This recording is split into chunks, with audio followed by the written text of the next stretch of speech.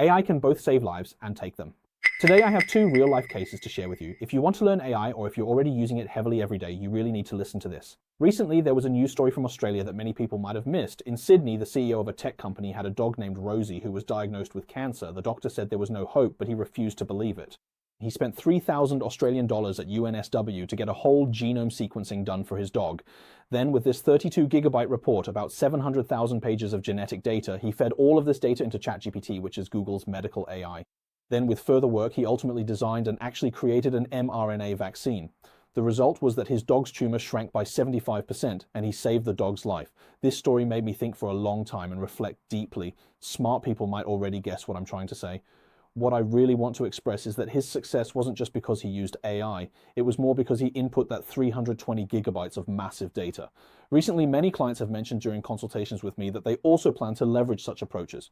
That is, they share some of their views on AI, and so I started to seriously reflect on this issue. I even want to ask in return, for example, if you also consult AI during the process of buying a house to see what its opinions are, then I really need to ask this question seriously. Are you using AI to find a house?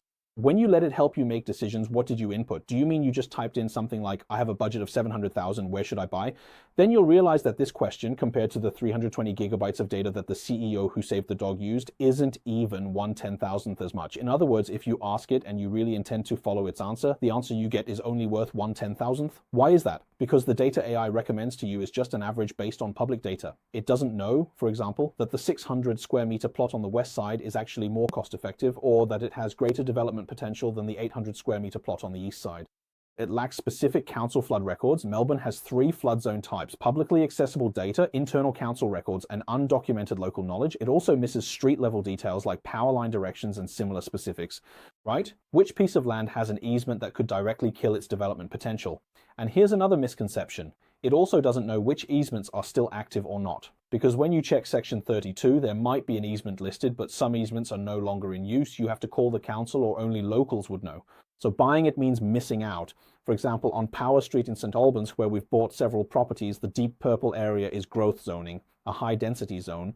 On one lot, you can build 5 units, but the light pink area next to it is just regular general residential, right? On 600 square meters, you can only build 2 units. So how could AI possibly know about things like this? For example, if you ask where to buy in Melbourne and it gives you recommendations, do you still think it can represent anything meaningful? Because just now we only looked at one aspect, zoning.